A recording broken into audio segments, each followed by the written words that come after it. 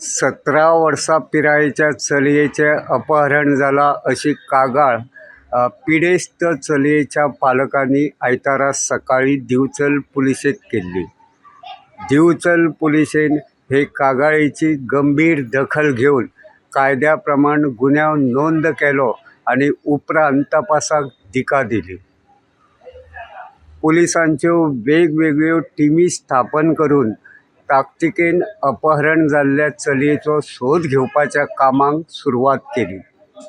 मजगतीं अपहरण जाल्ली चली कर्नाटक राज्यांत पावल्या अशी म्हायती मोबायल लोकेशना वरवीं पुलिसेक मेळ्ळी.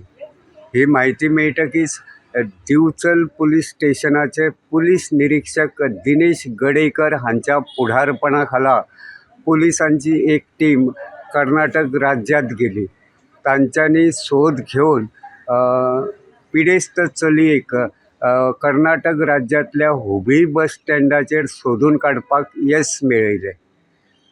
ही कामगिरी करपी पुलिसांचे टिमींत दिवचलचे पुलीस उपनिरीक्षक अमरनाथ पाळणी आनी विकेश हडफडकर हांचे सयत पुलीस कॉन्स्टेबलांचो आस्पाव आशिल्लो.